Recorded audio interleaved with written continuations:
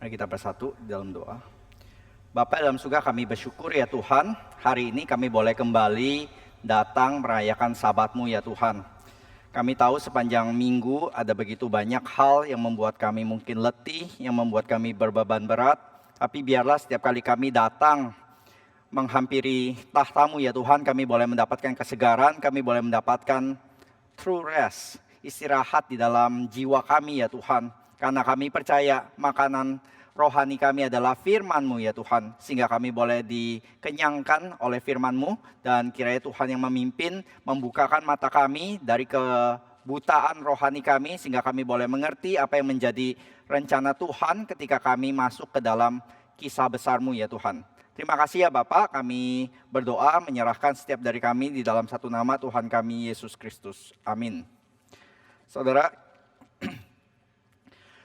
minggu lalu kita sudah membahas dari Kejadian 38 ya.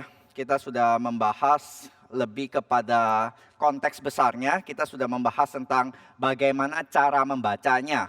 Cara membaca kitab Kejadian 38. Karena Kejadian 38 ini kan sangat kita boleh bilang scandalous ya. Secara seksualnya itu ada adegan seks yang sangat skandal.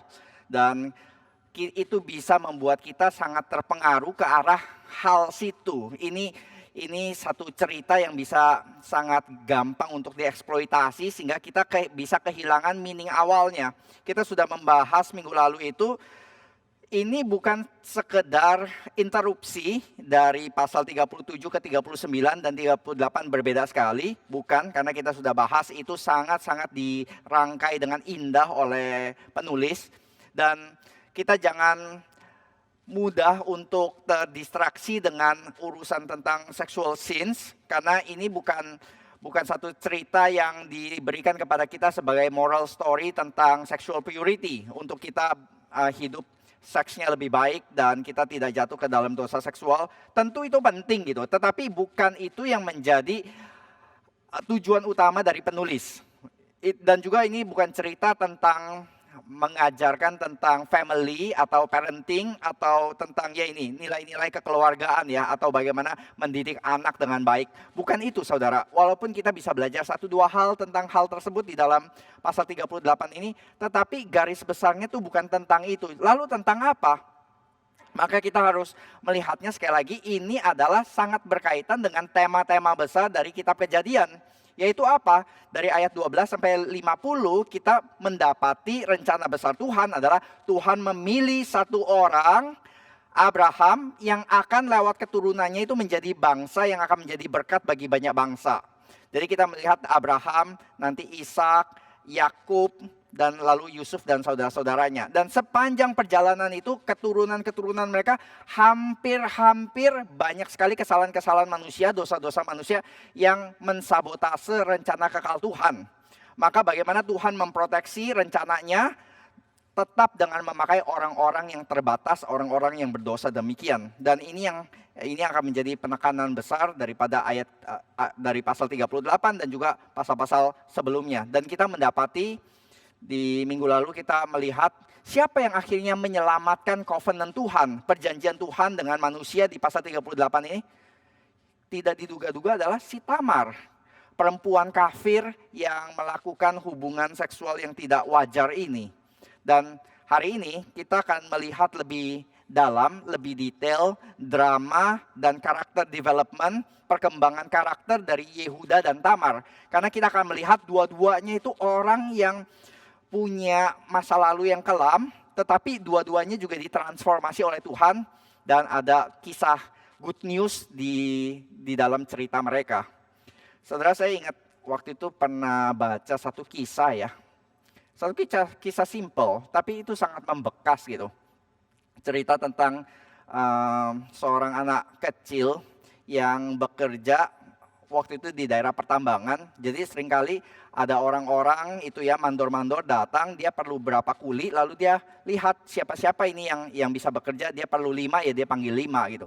Nah biasa orang-orang kuli-kuli gitu ya, yang orang ingin bekerja dia kumpul di satu tempat kopi atau bar begitu, kumpul semua, lalu nanti datang ada pekerjaan apa. Nah si satu remaja ini bukunya si Max Lucado ya, salah seorang penulis Kristen yang populer itu.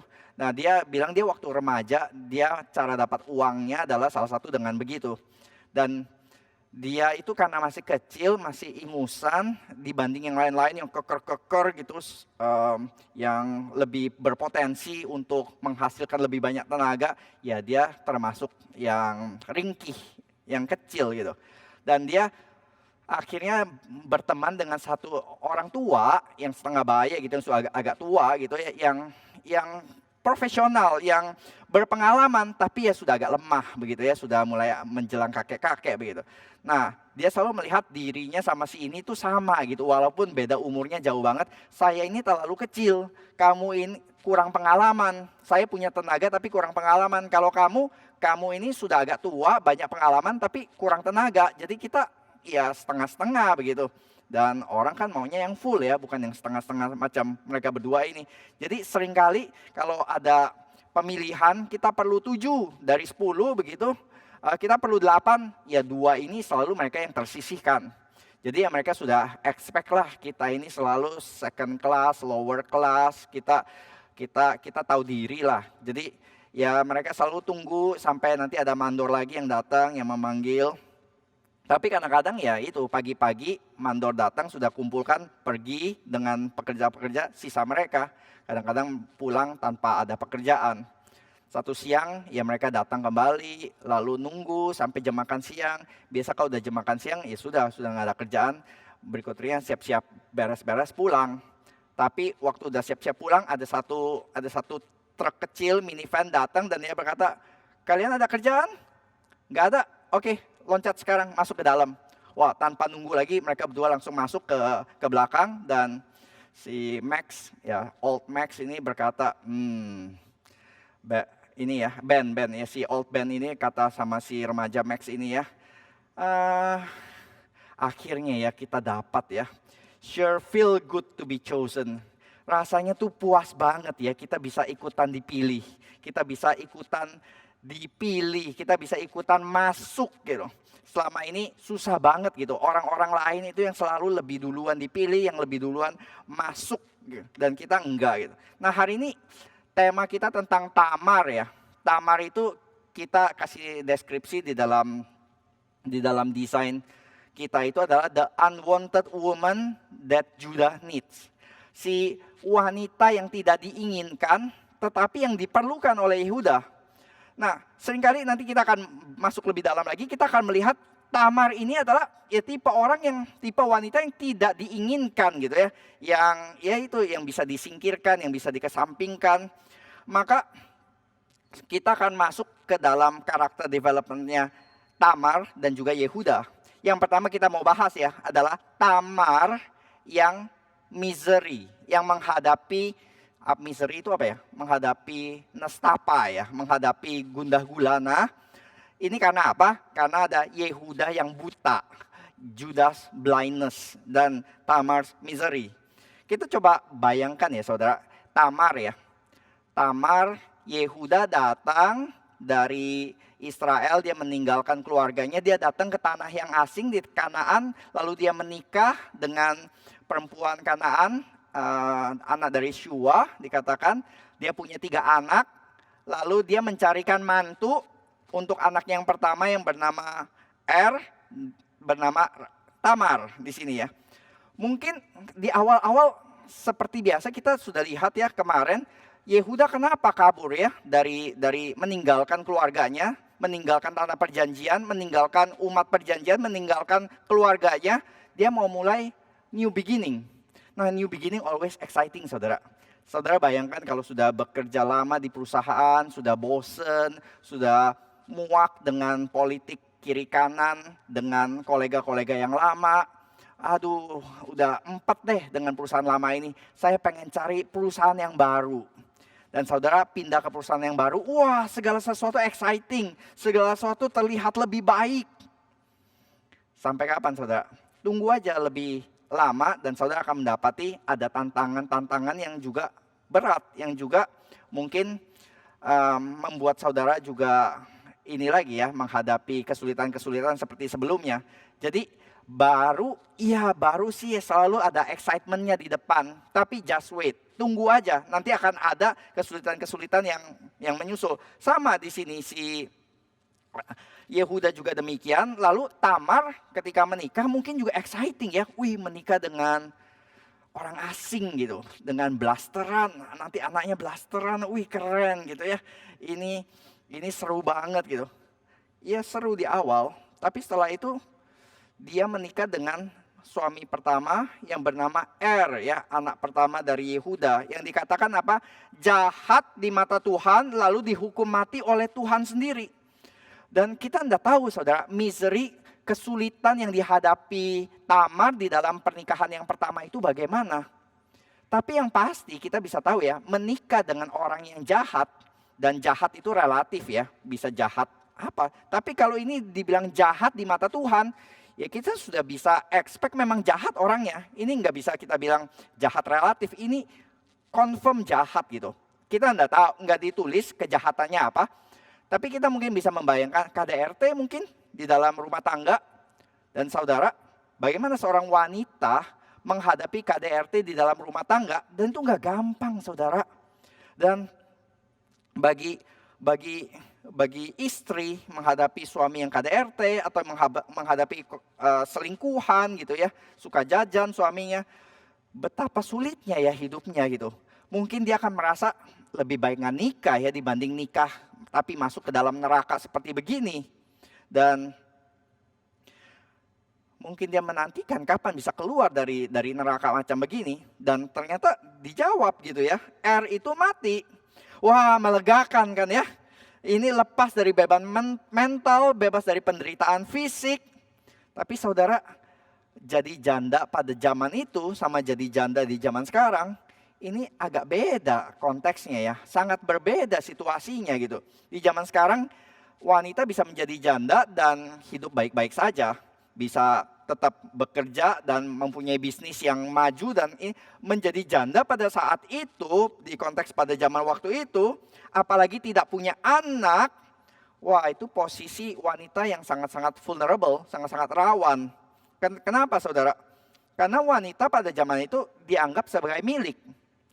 Kita dianggap sebagai hak, bukan kita ya, kaum wanita dianggap sebagai hak milik. Kamu itu hak kepunyaannya suami gitu. Kamu itu adalah belongings. Kamu bukan belong secara hati doang, tapi belong secara posesif gitu. Kamu nggak beda sama untanya gitu ya, sama-sama kepunyaan. Dan kamu wanita itu baru dianggap gitu ya. Kalau kita kan baru dibilang, nah baik-baik belajar supaya kamu jadi orang ya. Kamu baru dianggap orang itu apa? Kalau sukses, punya titel, punya penghasilan tinggi dan yang lain. Kalau zaman itu wanita baru dianggap, itu kalau apa saudara? Punya anak, apalagi banyak. Nah itu baru jadi wanita yang dianggap gitu, yang punya pamor.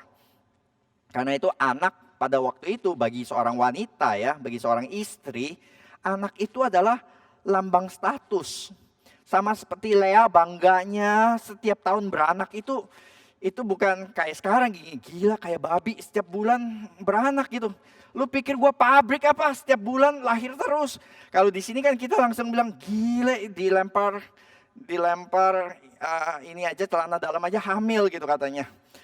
Ini enggak saudara, waktu zaman itu kalau seorang wanita bisa tiap tahun lahir, wih itu bangganya luar biasa. Lea itu akhirnya ya, walaupun saya bukan wanita, bukan istri yang diingini, yang dianggap terutama oleh Yakub, tapi ketika dia bisa melahirkan banyak anak, wih bangganya luar biasa, status dia naik, dia bisa sekarang menghina si Lea atau enggak ini kita bisa lihat juga misalnya sebelumnya ya, waktu si Abraham menikah dengan Sarah dan gak punya anak, lalu Abraham mengambil gundik. Dan ketika gundiknya melahirkan anak, dia juga sombongnya luar biasa karena punya anak, sekarang dia memandang rendah nyonyanya itu. Jadi kita bisa lihat anak itu bagi seorang istri, bagi seorang wanita itu lambang status saudara. Dia bisa sekarang yang tadinya menunduk, sekarang walaupun gundik, dulunya menunduk, sekarang bisa bisa memandang dengan rendah nyonyanya itu. Bukan hanya lambang status, tapi juga lambang security dan lambang kesejahteraan. Nanti siapa yang akan memelihara masa tuanya? Ya anak gitu. Anak-anak, punya banyak anak itu sumber sejahtera. Nggak seperti sekarang ya, banyak anak itu banyak uang les.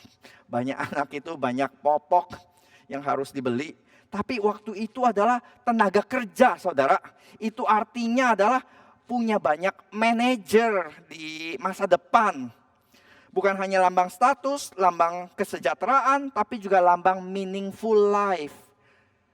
Seorang wanita hanya merasa dirinya itu meaningful, dia punya makna hidup kalau punya anak. Saudara baru bisa mulai mengerti teriakan Rahel ya kepada Yakub ya. Beri aku anak, kalau tidak aku mati. Kenapa? Buat Rahel yang mandul sampai sudah lama begitu. Dan dia terus melihat kakaknya Lea itu terus melahirkan anak. Dan dia bilang, buat apa aku hidup kalau aku mandul? Buat wanita mandul saat itu adalah aib, kutukan. Nggak ada makna hidup. Dan ini saudara yang Tamar hadapi. Dia menjadi janda tanpa anak. Ya memang hidup bersama dengan itu neraka. Tapi keluar dari penderitaan dari itu juga neraka saudara. Maka tapi ada hope buat Tamar. Karena Onan punya adik. Punya adik yang bernama Onan. Dan pada waktu itu kita sudah bahas minggu lalu, ada yang namanya perkawinan ipar. Kalau kakak mati, nggak ada yang menurunkan anak, nggak ada namanya, nanti ada adik yang harus melakukan tanggung jawab. Maka dikatakan, berkatalah Yehuda, hampirilah istri kakakmu itu, kawinlah dengan dia sebagai ganti kakakmu, bangkitkanlah keturunan bagi kakakmu itu. Wah, jadi Tamar sebagai janda, dia sangat menginginkan dua hal. Dia menginginkan perlindungan karena dia vulnerable, dia rawan, dan dia memerlukan penerimaan, kasih sayang penerimaan. Apa yang Tamar dapatkan? Tamar tidak mendapatkan keduanya. Yang Tamar dapatkan justru adalah sebaliknya. Dan sekali lagi harapan bagi Tamar itu dibanting, pecah berkeping-keping karena suami kedua Onan juga jahat. Dikatakan jahat di mata Tuhan. Yang Tamar dapatkan bukan perlindungan tapi eksploitasi. Bukan penerimaan sebagai istri tapi penerimaan sebagai objek seks. Dan kita sudah bahas minggu lalu, setiap kali Onan dikatakan di sini ya, setiap kali ia menghampiri istri anaknya, istri kakaknya itu, ia membiarkan maninya terbuang. Jadi Onan itu ingin kenikmatan seks. Tapi dia tidak ingin memberikan keturunan. Karena ini, nanti kalau dia punya keturunan, harta warisan kakaknya jatuh kepada anaknya, bukan kepada dia. Jadi memang lebih menguntungkan bagi Onan kalau Tamar tidak mempunyai anak. Jadi kita melihat di sini, bukan perlindungan yang didapatkan, eksploitasi. Dan juga sebagai objek seks. Padahal Tamar mendambakan diterima sebagai istri. Dia mendambakan punya keturunan, punya anak. Tapi yang dia dapatkan sekali lagi, neraka kedua. Setelah neraka lewat, sekarang neraka Onan. Dan sekali lagi dikatakan, Onan juga lewat. Onan juga mati. Wah, apakah berarti ini selesai lagi? Sekali lagi juga enggak saudara. Karena ketika Onan mati, apa kata dunia saudara? Saudara, kalau ada kesuean terjadi saudara, ada kesialan terjadi, kalau satu kali orang bilang itu adalah coincidence, kebetulan. Kalau dua kali saudara, itu sudah menjadi pola. Gini, saudara kalau pinjam hutang, saudara tidak kembalikan, orang akan bilang ya memang dia lagi kesulitan begitu. Tapi kalau saudara melakukan dua kali kepada orang yang sama atau melakukan dua kali kepada dua orang yang berbeda, orang akan mulai melihat ada pola nih. Kayaknya memang orangnya nggak bisa dikasih utang nih. Kalau tiga kali saudara, itu confirmation. Jadi satu itu kebetulan, mungkin ya masih menduga-duga. Yang kedua mulai terbentuk pola. Kalau yang ketiga, confirm ini orangnya begitu. Maka saudara, kita bisa mengerti ya. Ketika Onan mati, apa kata dunia? Tamar itu pembawa sial. Tamar itu pembawa kutuk. Siapapun yang nikah sama dia mati tuh. Kalau di dunia binatang ini Black Widow Spider, saudara. Siapapun yang nikah itu mati sama dia. Black Widow Spider. Maka Yehuda nggak berani kasih Shelah. Karena jangan-jangan Shelah juga mati di tangan Tamar. Dia tidak mau bertaruh. Ini masalah anak ketiga dan ini anak terakhir. Ini sudah mulai terbentuk pola nih. Anak pertama mati di tangan Tamar. Anak kedua mati di tangan Tamar. Anak ketiga jangan-jangan mati juga. Ya, jadi kita bisa lihat apa yang terjadi di dalam mentalnya si Tamar, saudara. Secara private, dia menjadi objek eksploitasi seksualnya Onan. Secara publik sekarang, ketika Onan mati, dia mendapatkan label negatif sebagai pembawa sial, pembawa kutuk. Itu si pembawa kutuk itu. Dan saudara, kita mulai makin bisa melihat miserinya Tamar itu makin lama makin dalam ya. Yang tadinya itu sebagai janda, tidak punya anak, itu aja udah kasihan banget gitu. Sudah hidup di bawah suami yang kasar, yang KDRT, yang jahat di mata Tuhan. Suami kedua juga sama jahatnya gitu. Tapi ketika dua-duanya mati, keadaan tidak lebih baik bagi Tamar. Malah juga lebih buruk, karena sekarang dia mendapatkan public perception, dia itu pembawa kutuk dan pembawa sial. Dan itu kadang-kadang mungkin bisa lebih menyakitkan dibanding luka-luka lecet-lecet atau tamparan atau hajaran dari suami secara fisik. Saudara, beban mental ketidakadilan itu ya, ketika saudara mengalami, saudara akan merasakan beban mental yang luar biasa sulit gitu. Saudara coba bayangkan seperti begini, dan ini sering terjadi di dalam Indonesia bahkan, atau di dunia Timur Tengah ya. Ketika ini saudara, ketika wanita diperkosa dan dia mengharapkan keadilan, yang pemerkosa itu mendapatkan hukuman atau ganjaran, tetapi yang seringkali dialami oleh wanita-wanita korban perkosaan ini ketika masuk ke dalam pengadilan, yang terjadi adalah dia yang jadi terdakwa, saudara. Wanita itu yang jadi terdakwa dan mendapatkan vonis hukuman, sedangkan pelakunya dibebaskan.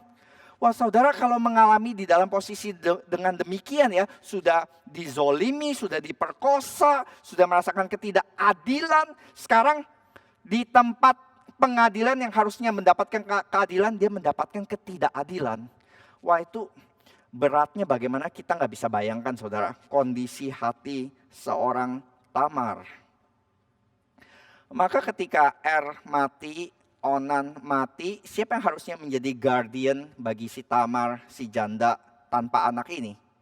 Seharusnya adalah Yehuda, karena Shelah masih muda, masih remaja begitu ya, masih belum akil balik. Maka seharusnya yang melindungi adalah Yehuda sebagai papa mertuanya. Tapi apa yang Yehuda lakukan?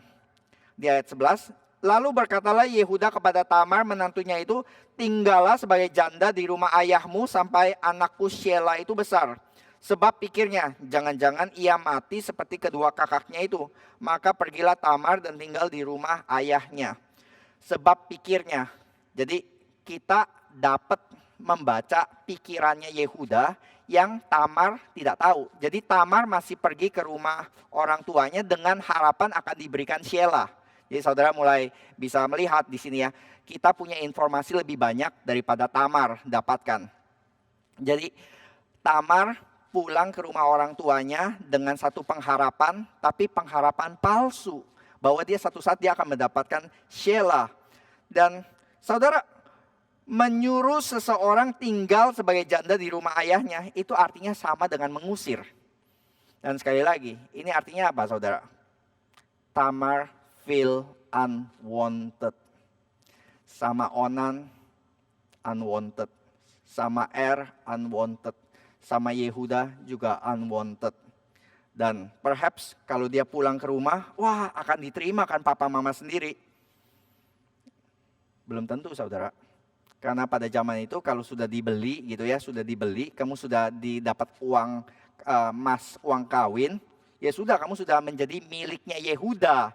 Sekarang dipulangkan, maka kita bisa mulai menduga-duga begitu ya. Orang tuanya Tamar itu akan tahun demi tahun akan berkata, Shelah udah besar belum? Shelah sudah saatnya diberikan kepada kamu belum?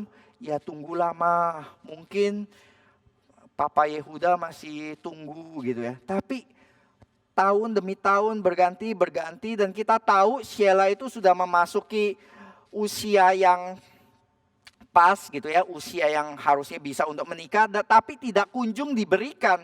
Maka kita bisa mulai mendapatkan pressure ya saudara.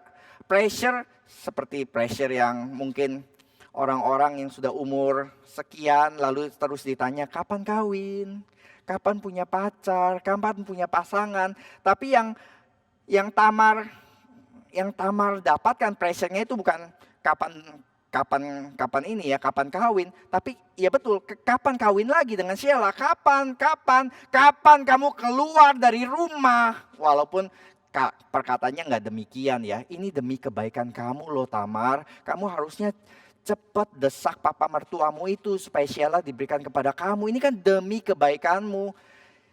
Kalau saudara sebagai Tamar, saudara juga akan mulai merasa nggak enak ya tinggal di rumah ya. Karena harusnya udah pergi keluar. Harusnya memang.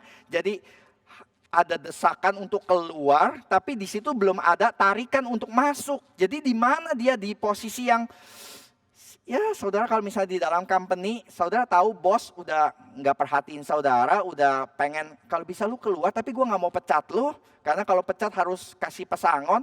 Tapi saudara mau keluar tapi juga belum ada company yang baru begitu. Jadi gimana? Kalau keluar nggak ada yang terima, tapi kalau di dalam juga nggak diterima. Jadi gimana? Situasi kayak begini saudara. Saudara yang mulai pernah merasakan kekalutan itu ya, kegalauan itu. Saudara mungkin perlu kali 10 dengan apa yang dihadapi oleh Tamar. Jadi di sisi lain tidak kunjung diberikan oleh Yehuda kepada Sheila, tapi juga ada pressure untuk cepat-cepat keluar dari rumah. Jadi satu feeling yang Tamar tidak bisa tidak rasakan. Feeling apa saudara? Feeling unwanted. Tidak diingini oleh siapapun juga. Itu feeling yang sangat-sangat berat saudara. Feeling seperti sampah. Gak ada yang pengen saudara. Batu pun ya saudara. Batu pun itu masih ada yang pengen. Batu permata direbuti. Batu yang indah bisa dibeli mahal. Batu yang unik bisa jadi ditaruh di akuarium. Masih bagus gitu sebagai aquascape. Tapi saudara, pasir atau debu itu nggak ada yang pengen saudara. Itu cuma buat diinjak-injak. Mungkin Tamar merasa seperti demikian. Tertolak seperti sampah. Kenapa saudara? Salah satunya adalah sekarang kita masuk ke dalam karakternya Yehuda. Karena Yehuda buta. Judas blindness. Dia ya saudara, dia melihat anaknya yang pertama mati. Yang kedua Onan mati. Tapi dia nggak bisa melihat kejahatan anak-anaknya. Dia selalu berpikir Tamar itu sumber masalahnya. Dia nggak pernah melihat masalahnya itu dengan anak-anaknya. Nah ini saudara, orang tua itu selalu kerap bela anak sendiri. Maka itu memang lebih baik kalau ada pilihan itu pasangan baru awal pernikahan itu tidak dicampuri oleh orang tua dan mertua. Karena kalau ada konflik, orang tua ikut campur di dalam konflik suami dan istri, namanya orang tua selalu bela anak, jarang bela menantu. Maka dari itu nanti bisa ada kubu-kubuan dan yang lain. Dan di sini ini yang terjadi juga di dalam Yehuda begitu. Di sini dia terlalu cepat bela anaknya sendiri tanpa menyelidiki terlebih dahulu siapa yang harusnya bermasalah di dalam hal ini. Motivasi sih baik, mau menolong begitu ya. Tapi kadang-kadang orang tua yang terlalu berat sebelah membela anak begitu tanpa melihat duduk perkara secara objektif, itu bukan membantu, kadang-kadang bisa melumpuhkan bahkan mematikan. Sama kita sering mendengar ilustrasi yang itu ya. Anak kecil yang mau tolong, kupu-kupu yang mau keluar dari kepompongnya lalu ambil gunting, lalu gunting tolong. Dia pikir menolong gitu daripada kesulitan. Yang terjadi apa? Melumpuhkan, bahkan mematikan karena overprotective tersebut. Dan kita tahu, kita bisa melihat dengan lebih jelas. Kita bisa menilai dengan lebih objektif dibanding Yehuda. Bahwa dan Onan jahat di mata Tuhan. Dan kita juga bisa menilai Yehuda tidak bisa melihat dari sudut pandangnya Tuhan. Justru sebaliknya, apa yang Yehuda lihat? Yang Yehuda lihat hanya kesalahan Tamar. Gampang lihat balok di mata orang lain, tapi sulit melihat selumbar di mata sendiri. Kenapa Yehuda pindah ke Adulam? Karena dia lihat banyak balok di keluarganya, di Yakub, di Yusuf dan yang lain-lainnya. Dia muak dengan family-nya yang disfungsional. Maka saya mau mulai a new start, a new beginning. Tapi ketika dia mulai, apa yang terjadi saudara? Sama kacaunya, sama disfungsionalnya. Memang kita darah muda ya saudara, anak-anak muda. Kita gampang kritik-kritik. Kita di company banyak kritik. Policy company, bos, manajer, direktur yang gak benar. Kita gampang kritik negara gini ya. Menteri kok kebijakannya begini sih. Gubernur kok goblok begini sih. Terus kita juga gampang kritik-kritik hal yang terjadi di dalam gereja. Kok gereja begini sih, kok diaken begini sih. Sampai kapan saudara? Sampai saudara mulai company sendiri. Sampai saudara jadi gubernur, mungkin lebih goblok. Sampai saudara jadi diaken. Ternyata juga enggak segampang itu membereskan masalah-masalah yang terjadi di dalam gereja, company, negara. Dan ini yang Yehuda lakukan. Dia fokus kepada kesalahan orang lain dan tidak bisa lihat kepada diri sendiri. Dan dia tidak bisa lihat, dia hanya bisa lihat kesalahan Tamar, tapi dia tidak bisa lihat tanggung jawabnya sebagai mertua yang harusnya protect Tamar. Yang dilakukan apa? Dia usir Tamar. Dia lempar tanggung jawabnya kepada Besan. Nih anakmu kan, kamu yang lahirin kan, nih silakan. Gak ada tempat di rumah kami. Tapi kalau kamu gak ada pilihan sih ya, ini anakmu, ya kamu mesti terima gitu. Sama seperti Onan ya saudara, yang kita bahas minggu lalu. Gak mau terus terang usir, gak mau terus terang bilang saya gak mau melakukan tanggung jawab levirat. Maka harus diludahi dan diambil sandalnya. Maka itu akan menjadi public disgrace, menjadi hal yang memalukan secara publik. Tapi dia bilang oke, aku akan lakukan tanggung jawab. Tapi secara privat adalah dia selalu buang maninya, selalu buang tanggung jawabnya. Tipu daya. Onan hanya mau seks tapi tidak ingin kasih keturunan. Maka Yehuda juga demikian. Gak pernah bilang ya, oke kamu bebas. Karena saya gak mau kasih Sheila. Gak, kamu pulang. Nanti kalau Sheila besar baru saya kasih kamu. Tapi PHP gak pernah kasih. Jadi kita bisa lihat Onan dan Yehuda gak beda-beda banget ya. Like father, like son. Secara publik terhormat. Secara privat brengsek abis. Itu sama dengan apa saudara? Sama dengan killing her softly. Membunuh Tamar pelan-pelan. Dan kita masuk ke dalam ayat ke-14. 13. Ketika dikabarkan kepada Tamar, bapa mertuamu sedang jalan ke Timna untuk menggunting bulu-bulu domba, maka ditanggalkannya pakaian kejandaannya, ia bertelekung dan berselubung, lalu pergi duduk di pintu masuk ke Enaim. Nanti kita akan fokus Enaim. Yang di jalan ke Timna karena dilihatnya bahwa Sheila telah menjadi besar, dan dia tidak diberikan juga kepada Sheila itu untuk menjadi istrinya. Ketika Yehuda melihat dia, disangkanya dia seorang perempuan sundal karena ia menutupi mukanya. Enaim saudara, dalam bahasa aslinya itu berarti the opening of the eyes. Mata terbuka.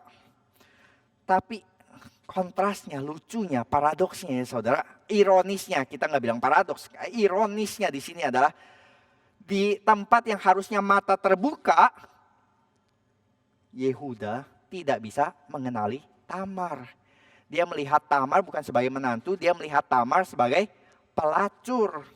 Dia tidak mengenali Tamar, matanya tertutup rapat, yang harusnya matanya terbuka lebar, tapi matanya tertutup rapat, red slatingnya terbuka lebar.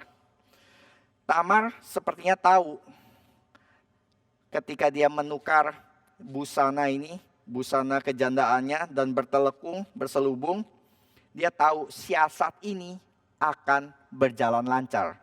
This strategy will works. Kenapa saudara? Karena mungkin Tamar mengerti gelagatnya Yehuda seperti apa. Dia tahu Yehuda itu tipe orang yang gak bisa nggak bisa tahan diberikan daging segar. Seperti singa itu nggak akan segera mencamplok daging segar yang diberikan sebagai umpan. Maka kita sudah baca ceritanya. Setelah itu langsung tanpa basa-basi langsung Yehuda datang berkata, marilah aku mau menghampiri engkau. Tidak ada basa-basi lagi, langsung I want to go into you di dalam bahasa Inggrisnya ya. Birahi tinggi, tidak bisa berpikir panjang. Tapi apa ininya? Oke, saya berikan tanda buktinya apa? Supaya nanti kamu akan memberikan anak domba. Aku mau berikan cap materaimu, kalung, tongkatmu berikan kepada aku sebagai jaminan. Berikan SIM, KTP, kartu kredit. Itu ke pelacur dan nggak bawa uang. Dan ya jaminannya apa? SIM, KTP, kredit card, berikan semua. Tapi yang Tamar inginkan bukan jaminan, saudara. Karena dia akan pegang barang-barang ini bukan sebagai jaminan untuk tukar dengan anak domba, anak kambing. Dia akan pegang ini sebagai alat bukti. Dan nanti ketika 3 bulan kemudian Tamar hamil, ketika Yehuda dengar Tamar bersundal dan mengandung, dikatakan di ayat 24 ya. Sesudah kira-kira 3 bulan, dikabarkannya lah kepada Yehuda, Tamar menantumu bersundal, bahkan telah mengandung dari persundalannya itu. Lalu kata Yehuda, bawalah perempuan itu supaya dibakar. Waktu dibawa, perempuan itu menyuruh orang kepada mertuanya mengatakan, dari laki-laki yang mempunyai barang-barang inilah aku mengandung. Juga dikatakan, periksalah siapa yang mempunyai cap materai serta kalung dan tongkat ini. Yehuda memeriksa barang-barang itu lalu berkata, bukan aku, tetapi perempuan itulah yang benar. Karena memang aku tidak memberikan dia kepada Shelah anakku dan ia tidak bersetubuh lagi dengan perempuan itu. Di sini saudara, ketika dia dengar Tamar bersundal, bawalah perempuan itu. Saudara nanti lihat di dalam narasi itu menariknya adalah, kita bisa mengenali karakter seseorang dari apa yang dia katakan atau bahkan apa yang dia tidak katakan. Saudara akan membaca ya, yang mengucapkan Tamar itu hanya narator. Tapi Yehuda, dan Onan tidak pernah memanggil nama Tamar. Seakan-akan Tamar itu memang bukan orang, bukan subjek. Dia hanya sebagai objek. Dia bilang kepada Onan, hampirilah istri kakakmu itu. Lalu di sini, bawalah perempuan itu. That woman. Dia hanya objek gitu. Bakar aja. Seperti kayu bakar aja di mata Yehuda mungkin. Nah ini begini ya. Nameless, hanya nameless, dibakar saja. Padahal saudara kalau coba membayangkan ya, hukuman mati dibakar itu mengerikan loh saudara. Itu harus beli Pertamax dulu mungkin ya.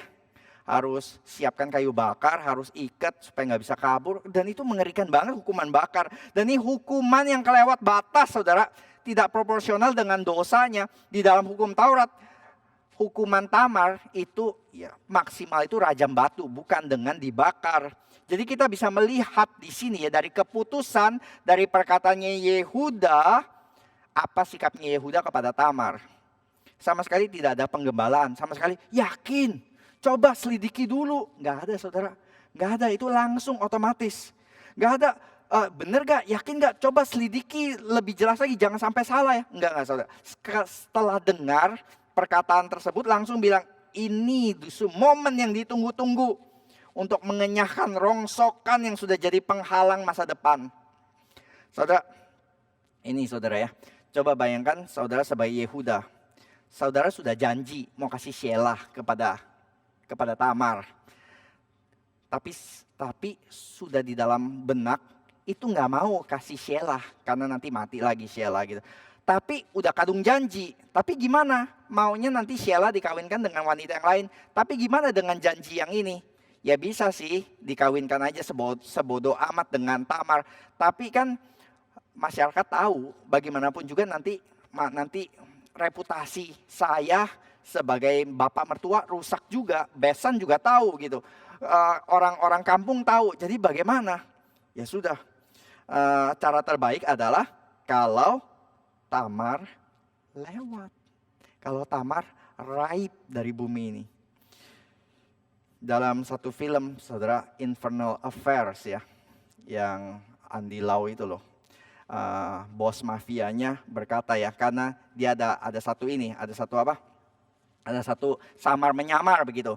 Dan kalau akhirnya orang ini tetap hidup, maka penyamaran dia akan ketahuan. Jadi gimana? Jadi dia bilang kepada anak buahnya, kalau dia masih hidup, hidupku tidak damai. Kamu tahu apa yang harus kamu lakukan? Kalau dia masih ada, hidupku tidak damai. Wah, kepala mafia gampang ya, tinggal bilang, kalau dia masih ada, hidupku nggak damai. Sudah. Habis itu Algojo tahu apa yang harus dilakukan. Dan Yehuda seakan-akan ingin bilang, kalau Tamar nggak ada, hidupku lebih gampang. Selama Tamar masih hidup, hidupku nggak damai, masih ada perasaan hutang. Dan saya tidak pernah berniat untuk melunasi hutang ini. Dan Yehuda tidak pernah sadar, saudara. Tidak pernah sadar apa? Bahwa Tamar, this unwanted woman, adalah seseorang yang dia perlukan. The unwanted woman that he needs. Kita nggak bisa lihat beban yang Yehuda tanggung. Dia maunya cepat-cepat lepas. Karena dia blinded with hypocrisy ya. Dia dibutakan oleh kemunafikan dirinya. Dia bisa berkata ya, dia bisa kasih vonis kepada si pesundal. Hukuman buat pesundal yang hamil seperti itu adalah dibakar. Tapi dia sendiri nggak bisa lihat dirinya juga pesundal. Kalau ini dibakar berarti saya juga dong harusnya. Aku berhak, aku boleh karena aku pria. Tapi wanita nggak boleh. Dia nggak boleh, dia nggak berhak. Dia harus dihukum mati, dia harus dibakar. Saya enggak, saya pria. Kita tuh bisa benar-benar buta terhadap dosa-dosa tertentu. Sangat-sangat sensi terhadap dosa-dosa tertentu, saudara. Dan kita tahu dosa seks itu memang dosa yang seksi ya. Kita gampang banget untuk tunjuk jari, menunjuk, mencolok. Tetapi ada dosa-dosa tertentu yang tidak kentara. Dan kayaknya peristiwa Tamar yang ketahuan berselingkuh hendak dihukum mati nggak hanya terjadi di sini. Karena di dalam peristiwa Tuhan Yesus juga dia pernah menghadapi ada seorang wanita yang ketahuan berselingkuh dibawa dan dihukum mati, hendak dihukum mati. Dan dia berkata, apakah kita harus merajam mati wanita ini? Dan Tuhan Yesus berkata apa? Tuhan Yesus hendak dijebak. Karena kalau mengampuni berarti dia tidak menjalankan keadilan. Tapi kalau hukum mati berarti melanggar hukumnya Romawi. Jadi bagaimana? Yesus tidak terjebak. Yesus menjebak mereka balik. Barang siapa yang tidak berdosa di antara kamu, biarlah dia yang pertama kali melemparkan batu kepada perempuan itu. Dan semua gampang tunjuk, kamu orang berdosa. Tapi ketika Yesus bilang, ya kamu pikir kamu gak berdosa? Silakan, yang tidak berdosa lempar batu terlebih dahulu. Semua pergi pelan-pelan, mundur dengan teratur. Tapi di dalam cerita itu juga ada satu hal lagi yang kita bisa pertanyakan nih saudara. Kenapa yang ditangkap dan yang dilempar ke depan itu hanya si wanita berzina? Ini kan berzina bukan mencuri kan? Kalau berzina kan selalu harus dua pihak gitu. Lalu si prianya mana gitu? Mana pasangan zinanya? Kenapa hanya wanita lemah ini yang kalian seret? Apa jangan-jangan pasangan zinanya itu tentara Romawi dan kalian nggak berani seret tentara Romawi? Atau seseorang yang berkuasa gitu, yang powerful? Atau jangan-jangan punya koneksi? Atau jangan-jangan salah seorang dari kalian dan kalian tidak berani seret? Sexual sin sangat kentara, tapi ada dosa-dosa seperti social injustice yang tidak kentara. Ada 7 deadly sins kan ya saudara. Yang deadly sins bukan cuma lust ya, tetapi juga ada deadly sins lainnya yang seringkali kita lebih gampang toleransi. Pride, kesombongan, envy, iri hati, wrath, kemarahan, greed, ketamakan, serakah, lust, nafsu birahi, sloth, kemalasan, gluttony, kerakusan. Kalau kita rakus saat ini, kita akan bilangnya apa? Diet for tomorrow, today is party. Kita akan bilang oke aja. Tapi kalau untuk masalah lust, masalah seks, wah ini deadly sins. Tapi yang lainnya lebih gampang. Yang buta begini tuh bukan hanya Yehuda saudara. Maka kita harus melihat kita juga sama seperti Yehuda. Kita juga bisa buta kepada dosa-dosa yang lainnya. Kita sudah melihat Tamar's misery, kita sudah melihat Judas blindness, dan sekarang kita ingin melihat turn around-nya bagaimana Tuhan merestorasi. Maka kita akan lihat Judas breakthrough dan Tamar's breakthrough. Bagaimana ya Judas breakthrough? Dan kita lihat di sini ya, peristiwa Yehuda di sini ya, dijebak ini mirip banget dengan peristiwa apa saudara? Peristiwa Daud dan Nathan. Saudara akan melihat ada paralelisme yang banyak, sama-sama tentang dosa seksual skandal yang seharusnya tidak boleh terjadi, tidak boleh dilakukan. Dan ketika mereka dijebak dengan cerita dan harus memberikan penghakiman, dan mereka sangat jelas melihat tindakan dosa orang lain, dan harus menjatuhkan hukuman, judgment, dan kasih verdict, judgment yang kelewat batas, bakar itu wanita. Dan Daud berkata, orang itu harus dibunuh dan harus ganti rugi 4 kali lipat. Padahal mencuri domba nggak pernah harus dibunuh, saudara. Ganti iya, tapi tidak dibunuh. Dan saat itu dua-duanya sama-sama terhentak. Dikatakan apa? You are the man, kata Nathan. You are the man. Kamulah orang itu. Dan di sini adalah apa? Periksalah siapa yang mempunyai cap materai ini. Aku. Dan kesamaan satunya lagi adalah sama-sama mengaku dosa dan berbalik. Dan Yehuda berkata, bukan aku, tapi perempuan itulah yang benar, karena memang aku tidak memberikan dia kepada Sheila anakku. Yehuda tidak berusaha self justification, enggak ada pembelaan diri. Yang ada hanyalah pengakuan dosa dan pertobatan. Daud juga demikian. Dia bersimpuh dan bertobat. Kita pernah bahas ya saudara, nah, di sini belum tentu orang yang diperlihatkan dosanya dengan jelas itu otomatis akan confess and repent. Akan jelas-jelas mengaku dosa dan bertobat. Enggak saudara. Karena kita bisa lihat, kalau dengan demikian, kalau ada semua orang yang pernah mencicipi pahitnya konsekuensi dosa pasti bertobat, penjara sepi saudara. Enggak ada yang namanya return convict gitu.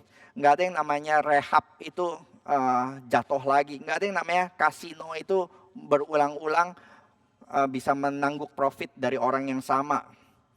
Maka yang kita bisa dapatkan adalah ya ini. Belum tentu, kecuali orang itu memang mendapatkan anugerah untuk mengaku dosa dan bertobat. Karena Kain ketika ditegur, Kain tidak bertobat saudara.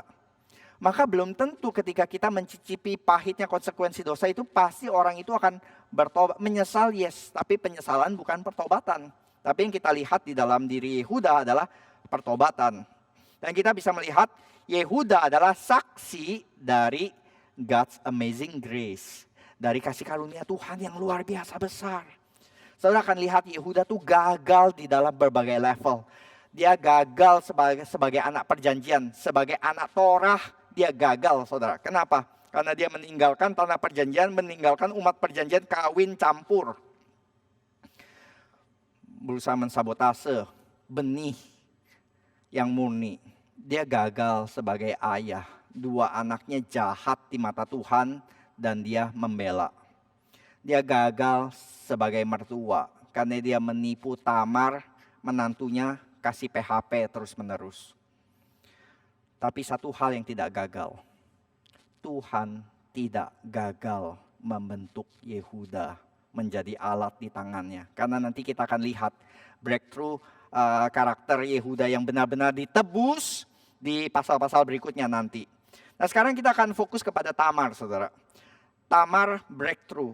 Tamar seringkali kan dijadikan antagonis ya di dalam cerita ini. Karena jelas-jelas dia melakukan penipuan terencana, memakai seks lagi. Dan kita kalau sudah dengar sexual sin, ini langsung otomatis ini unexcusable sin gitu. Lalu apakah kita bertanya apakah Yehuda yang tidak memberikan Sheila itu sesuatu yang excusable? Karena waktu Yehuda bertobat, dia tidak bilang iya ya dia yang benar karena saya yang cari pelacur. Bukan saudara. Dia bilang apa? Karena memang aku tidak memberikan dia kepada Sheila anakku. Jadi yang Tamar, anyway kita tahu Tamar melakukan seks bukan sekedar untuk mendapatkan enjoyment, bukan cuma mendapatkan uang, tapi intinya dia adalah mau mendapatkan keturunan. Dan kita sudah bahas ini adalah tema sentral di dalam kisah bapak-bapak patriark yang berulang-ulang kali bermasalah tentang keturunan. Maka kalau kita bandingkan Yehuda dengan Tamar, saudara, tentang keturunan, Yehuda itu memandang rendah keturunan. Dia pergi keluar menikah dengan wanita Kanaan. Buat dia ini hanya petualangan, bukan covenant. Covenant itu nggak ada artinya. Covenant dengan Yahweh itu nggak ada artinya. Jadi dia bertualang pergi keluar. Tapi ini tindakan yang drastis. Tindakan yang di mata Tuhan adalah sabotase terhadap janji covenant Tuhan dengan kawin campur. Yang kalau di kitab-kitab lainnya itu adalah hukuman yang sangat berat. Tamar sedangkan di lain pihak adalah sangat-sangat ingin tetap di dalam covenant-nya Tuhan. Well, Tamar bisa aja sih dapat anak dari orang lain. Harus tunggu, nggak harus tunggu Shelah. Nggak harus menipu Yehuda juga, dia bisa cari dari pria Kanaan yang lainnya. Tapi dia enggak, saudara. Dia sangat ingin keturunan di dalam line Israel. Kita seakan-akan mendapatkan replay dari event kejadian Yakub dan Esau. Yang satu memandang rendah hak kesulungannya ditukar dengan kacang merah. Yang satu itu mati-matian harus mendapatkan walaupun dengan menipu. Sekali lagi kita juga melihat replay kejadian tersebut. Lalu lantas saudara akan berkata, well, oke, kalau begitu tujuan menghalalkan segala cara, boleh tipu-tipu, asal tujuannya benar, asal tujuannya mulia, kita boleh pakai cara-cara tipu-tipu. Well, saudara, bukan itu poin dari khotbah ini. Khotbah ini bukan mengajak saudara asal yang penting tujuannya benar, caranya mau gimana pun juga terserah saudara, boleh halal gitu. Enggak, saudara. Karena kita harus juga sadar di dalam dunia berdosa, di dalam fallen states of this world gitu, orang-orang itu tidak terhindarkan bisa jatuh ke dalam situasi yang kompromistis. Simply tidak ada pilihan yang baik. Pilihannya hanya bad or worse. Nggak ada good or bad, tapi hanya ada bad or worse. Dan kompromi jangan hanya dilihat sebagai satu titik, saudara. Kita harus melihat lebih cermat, melihatnya.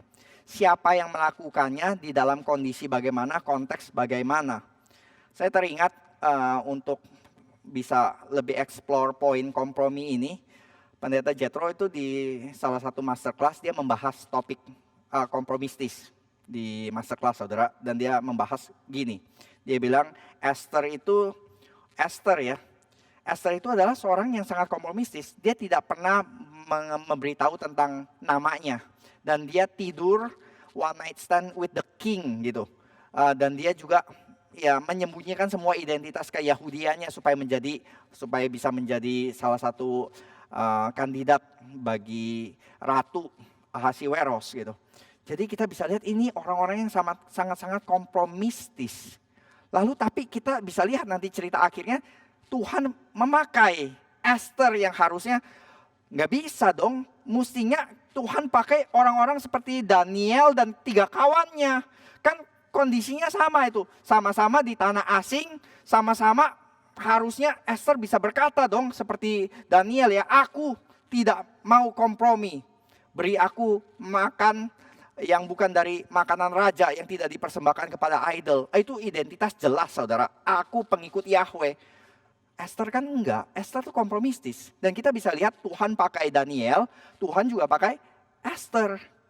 Dan di sini ada juga contoh tentang Naaman gitu ya. Naaman ya, yang dikatakan setelah sembuh lalu dia berkata, iya betul. Di seluruh daerah yang lain tidak ada Allah selain Yahweh, Allah seluruh alam semesta. Lalu ketika mau pulang, saya bertobat, saya pengikut Yahweh sekarang. Tapi Elisa boleh gak saya minta dua karung tanah supaya nanti kalau saya menyembah di daerah saya akan menyembah di tanah ini. Itu kan konsep yang masih sangat dipengaruhi oleh konsep lamanya bahwa dia itu Allah itu adalah Allah yang localized, yang terbatas oleh lokasi. Lalu Elisa bilang apa? Dasar ya, kamu ini orang yang gak benar. kamu ini pertobatannya nyata atau enggak sih? Kamu ini apa ini? Kompromi begini. Kamu mestinya tahu dong, Allah, kamu sudah bilang kok, kamu ini Allah, Yahweh itu adalah Allah alam semesta. Berarti dia sama berkuasanya di Israel maupun juga di tempat kamu. Kenapa kamu harus minta? Enggak, saudara, yang kita lihat adalah Elisa berkata, silakan, pergilah dengan damai. Dan kita agak terganggu kan ya. Kok Elisa membiarkan kompromi? Naaman kompromi. Kok dia tidak mengkoreksi? Kok dia tidak memberitahu doktrin yang tepat gitu? Maka saudara, kalau lihat negatif, maka mungkin kita harus berubah. Karena Alkitab tidak melihatnya sebagai negatif loh. Elisa juga tidak melihatnya sebagai negatif. Elisa melihatnya sebagai positif. Karena Naaman ini bayi rohani, saudara. Ini langkah pertama dia. Dan dia jalan terseok-seok, dia miring-miring, gak lurus gitu. Tapi kita waktu lihat bayi jalan terseok-seok, kita gak bisa bilang, goblok lu ya. Jalan masih mengok-mengok gitu. Enggak kan, kita akan berkata, good, come on, lanjut lagi. Pendekar mabuk pun, ayo jalan lagi gitu, jalan terus gitu. Jadi saudara, ini satu poin yang sangat bagus menurut saya ya. Di sini saudara, yang seok itu ya, kita lihatnya dengan amat sangat positif. Karena bagi Naaman ini langkah-langkah pertama, walaupun seok, dia menuju ke direction yang benar. Sedangkan ada kontrasnya, yaitu di kisah yang sama, bukan Naaman tetapi Gehazi. Seorang yang wakilnya Elisa, saudara. Ini wakil pendeta muda kali ya, atau majelis ini yang jelas tahu, tapi dia berkata kepada Naaman apa? Berikan aku uang itu. Dia kompromi, dia ingin uang, dia ingin harta, saudara. Dan Elisa berkata apa waktu dia mengaku? Enggak apa-apalah, pergilah dengan damai. Enggak, dia berkata apa? Kusta Naaman sekarang pada kamu. Kenapa? Kepada Naaman yang kompromi ini lunak sekali, tetapi kepada Gehazi yang kompromi ini hukumannya tuh sangat berat, saudara. Karena satu, yang satu kompromi ke arah yang benar, karena ini langkah pertama, dia memang belum tahu, belum saatnya juga, dan dia belum bisa, waktunya juga belum, kita nggak bisa expect si bayi rohani ini bisa jalan lurus, bisa berjalan tegak, bisa berlari bahkan. Tapi Gehazi yang bisa berlari, bisa ini, dia terjatuh, dia terseok-seok, dia kompromi ke arah yang salah. Jadi jangan hanya melihat di dalam satu titik tertentu, tapi kita perlu lihat arahnya kemana. Betul, kita harus seperti Daniel yang tidak kompromi. Tapi kita juga lihat Daniel perlu waktu yang mungkin sudah Tuhan proses. Sedangkan bagi Tamar, ini mungkin masa-masa awalnya, masa-masa berjalan seoknya. Maka kita harus lebih bisa discerning instead of condemning right away begitu gampangnya. Tapi juga jangan berpikir kita bisa, oh ya sudah orang Kristen boleh ngapain aja. Itu ekstrim pertama saudara, yang anything goes, semua boleh kompromi asal tujuannya benar. Tapi kita juga jangan berpikir, oh kalau kamu orang Kristen pasti sempurna. Pasti nggak pernah lagi jatuh ke dalam kompromi-kompromi, nggak pernah lagi itu terlibat dengan kehidupan lama, pilihan-pilihan lamamu yang kadang-kadang masih salah, masih bisa bengkok. Yang Allah paling pedulikan saudara, mungkin bukan langkah hari ini saudara di mana. Pendeta Jethro berkata ini nih, kutipannya bagus ya. Yang paling Allah pedulikan bukan langkah saudara hari ini di mana, tapi yang paling Allah pedulikan adalah langkah berikutnya kemana. Saudara sedang melangkah ke atas atau sedang melangkah ke bawah. Saya pikir ini realistis ya bagi kita yang hidup di dalam dunia yang fallen. Apalagi di Indonesia yang seringkali pilihannya itu bukan good or bad, white or black. Tapi banyak sekali hal-hal yang ini, tetapi arah hati kita kemana? Dan kita kadang-kadang perlu bertindak seperti Daniel. Harus berkata tidak sama sekali. Tapi ada kalanya untuk bayi-bayi rohani seperti Tamar begini, kita nggak bisa perlakuan mereka seperti Daniel. Dan kita lihat Tamar ya. Tamar sudah diusir keluar. Dia sama seperti Hagar yang sudah diusir. Bedanya apa saudara? Hagar tidak pernah kembali. Tapi Tamar find her way back kembali dengan cara apapun itu. Mungkin kalau begitu Tamar lebih baik kita sandingkan bukan dengan Hagar, tapi dengan Ruth. Yang ngotot ingin ikut Naomi, whatever it takes. Yehuda itu juga mirip sama Naomi, saudara. Sama-sama kabur ke tanah asing, meninggalkan tanah perjanjian, meninggalkan umat perjanjian demi keuntungan pribadi. Tapi juga kontras Yehuda dengan Naomi, walaupun sama-sama keluar ya. Waktu kembali, Naomi peringatkan kepada Ruth, Ruth pulanglah. Saya sudah tua, saya sudah jadi janda. Pulanglah, saya nggak akan bisa lagi melahirkan anak laki-laki untuk jadi suamimu. Kalaupun saya kawin sekarang, lalu lahirkan anak, masih ingusan. Kamu mau tunggu berapa lama? Mau tunggu 17 tahun sampai dia besar baru kamu kawin? Sudahlah, masakan aku harus menahan diri untuk tidak bersuami. Naomi itu baik loh. Dia masih consider masa depan menantunya si Ruth dan Orpa ini. Padahal kalau dia mau egois, seperti Yehuda, bisa aja dia bisa bilang, ayo pulang temenin mama pulang. Nanti mama cari suami yang muda, lahirkan anak laki-laki bagi kalian, PHP gitu. Bisa seperti Yehuda, tapi enggak saudara. Dia memikirkan masa depan menantunya. Yehuda di sisi lain, demi mempertahankan nama baiknya, menelantarkan Tamar. Dan Naomi jelas-jelas tahu begitu ya, jangan ikut anak-anakku. Karena apa? Tangan Tuhan teracung terhadap aku. Orpa gets the point. Oke, bye-bye. Bye-bye ma. Gitu. Ruth agak dablek sepertinya ya. Dia berkata apa? Jangan desak aku meninggalkan engkau. Dan pulang dengan tidak mengikuti engkau. Sebab kemana engkau pergi, ke situlah juga aku pergi.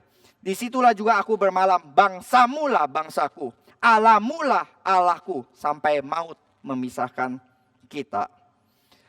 Saudara, kalau sebagai Ruth ya, apa sih menariknya dari Naomi yang hidupnya pahit, yang tukang komplain itu?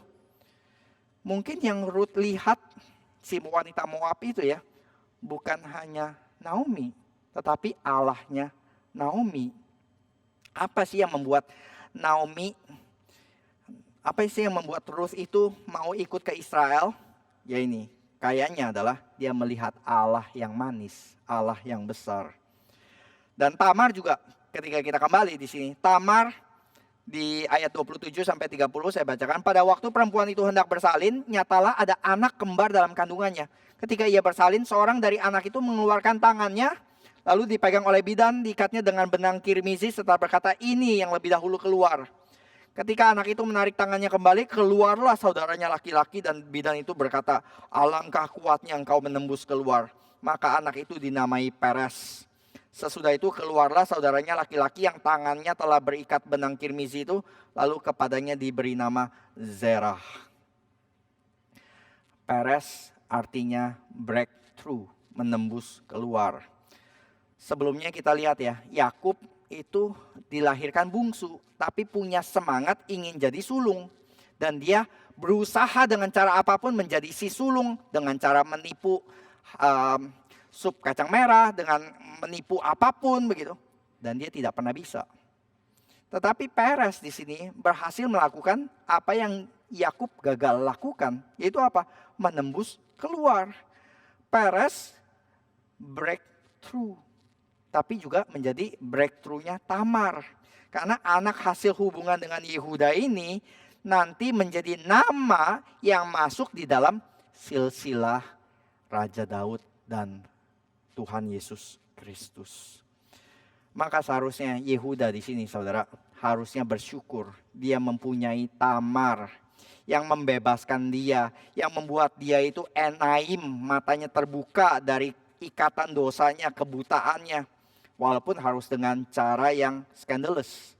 Walaupun harus dengan cara yang tidak konvensional. Maka kita sekarang saudara, bukankah kita juga harusnya bersyukur kita mengenal Yesus, anak Tamar yang despised, blame, accused, and treated unjustly. Terhina, disalahkan, dituduh, dan diperlakukan tidak adil, disalibkan. Sehingga kita bisa dibebaskan dari dosa-dosa kita juga dengan lewat jalan yang scandalous, yang penuh dengan skandal, yaitu jalan salib.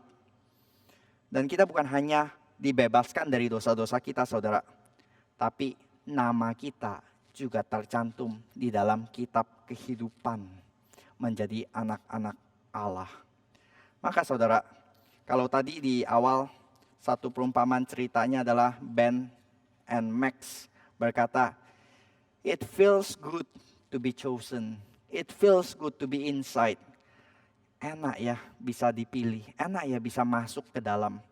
Maka kita sekarang seperti Tamar bisa berkata, enak ya di dalam silsilah Tuhan Yesus. Maka kita have more reason, kita punya alasan lebih kuat lagi untuk berkata, it's good to be chosen by the same God. Dipilih oleh Allah di dalam Kristus Yesus. Mari kita berdoa. Bapa, kami bersyukur ya Tuhan, Engkau memberikan breakthrough bagi Yehuda, bagi Tamar, orang-orang yang seharusnya masa depannya kelam ya Tuhan. Mereka yang penuh dengan dosa, mereka yang penuh dengan kompromistis. Dan ketika kami membaca cerita ini, bukan kami diajak untuk menunjukkan telunjuk-telunjuk kami kepada mereka yang berdosa, tapi kami melihat sebuah cerminan besar bahwa kami tidak lebih baik dari mereka. Kami juga adalah Yehuda, kami juga adalah Tamar. Tetapi kabar baiknya bagi kami saudara, bagi kami ya Tuhan, bahwa kami juga mendapatkan kabar baiknya. Ketika Tamar dan Yehuda boleh diterima, boleh mendapatkan pengampunan, kami juga melihatnya, mendapatkan pengampunan di dalam Kristus anakmu ya Bapak. Bahwa Engkau juga memberikan jalan kembali, Engkau juga memberikan penerimaan. Engkau memilih kami untuk menjadi anak-anak-Mu. Engkau juga mengampuni dosa-dosa kami. Terima kasih ya Bapak, kami serahkan setiap dari kami, perenungan kami, minggu-minggu mendatang di dalam tangan-Mu juga. Di dalam nama Tuhan Yesus kami sudah berdoa dan bersyukur. Amin.